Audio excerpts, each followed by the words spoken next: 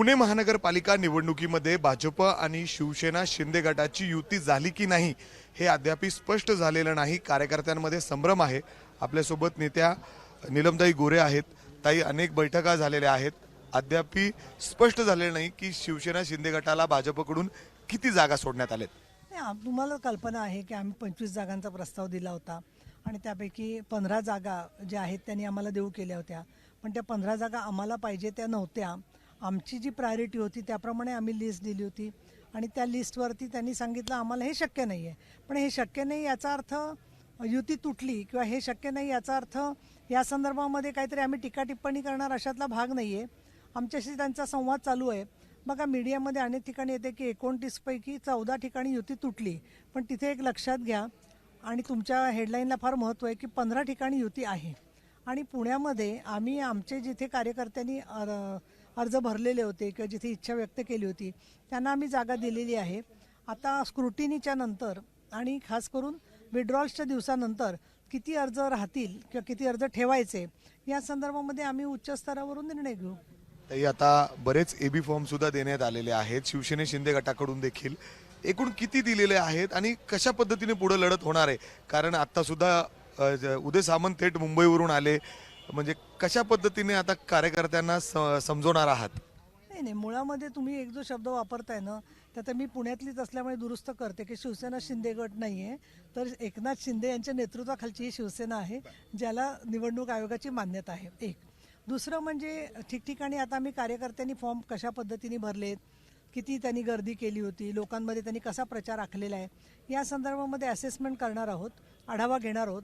आणि त्याचबरोबर माननीय एकनाथजी शिंदे यांचा जसा आम्हाला आदेश येईल त्याप्रमाणे आम्ही त्यांना हा सगळा अहवाल पाठवणार आणि त्याच्यानुसार त्यांचे स्वतःचे निरीक्षक आहेत, माहिती आहे त्याप्रमाणे पुणे शहराच्या मध्ये आपण किती ठिकाणी उमेदवार ठेवणं योग्य आहे याबद्दल पक्षश्रेष्ठी जो निर्णय घेतील, माननीय शिंदे साहेब जो निर्णय घेतील त्याची अंमलबजावणी आम्ही चांगल्या प्रकारे। आज आपण किती एबी फॉर्म दिलेले आहेत शिवसैनिकांना? आताच तुम्हाला उदय सामंतजींनी सांगितलं ना की अजूनही फॉर्म भरायची प्रोसेस चालू आहे कारण लोक रांगेमध्ये आहेत।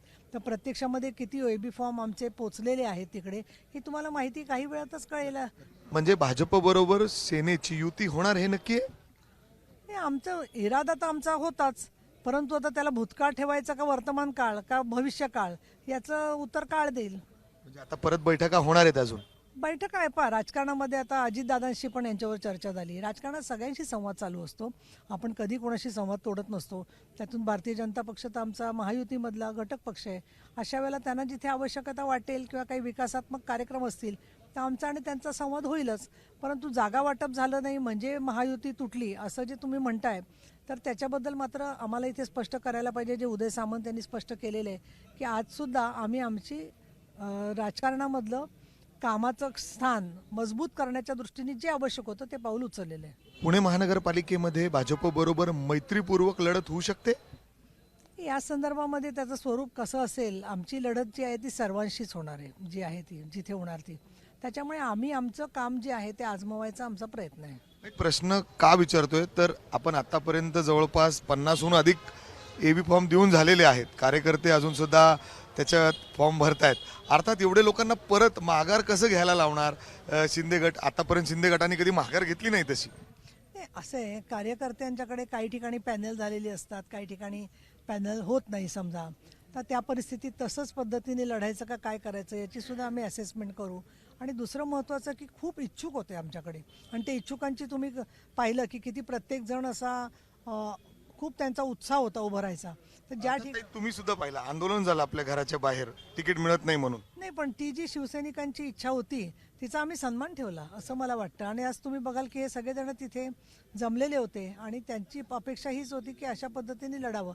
पण ते लढत असताना एक मी आपल्यामार्फत सगळ्यांना सांगू इच्छिते की ज्या लोकांना एबी फॉर्म देण्यात आलेत तर त्यांची नावं आणि त्यांची सगळी यादी आम्ही वरती पाठवली होती। वरतून ज्या नावांच्या संदर्भात मान्यता आली त्यांना आम्ही फॉर्म दिलेले आहेत। तिथली असेसमेंट जी आहे त्याचं निरीक्षण पक्षश्रेष्ठी करतील आणि मग त्याच्यानंतर आम्ही एबी फॉर्मच्या संदर्भातला निर्णय पक्ष जो सांगेल तो त्यांना कळवण्यात येईल। अर्थात शेवटची बैठक मुख्यमंत्री देवेंद्र फडणवीस आणि एकनाथ शिंदे मध्ये होईल आणि त्याच्यानंतरच हे सगळं क्लिअर होईल।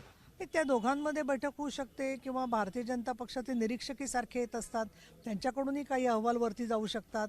अनेक प्रकारांनी शिवसेनेच्या मध्ये सुद्धा अनेक नेते मंडळी इथे येत असतात. तर याची माहिती जी समोर येईल तर त्या माहितीच्या आधाराने पुढचा निर्णय घेतला जाईल. कधीपर्यंत हे स्पष्ट होईल ताई?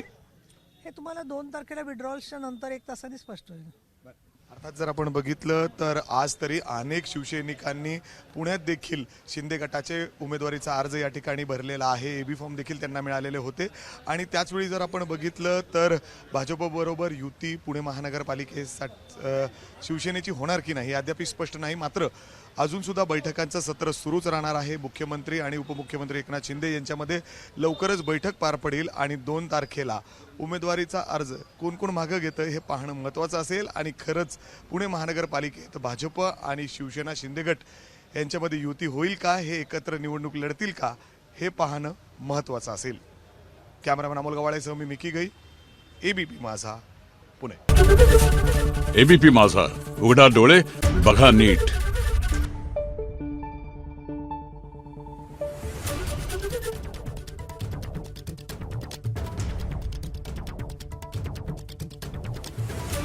Thank you.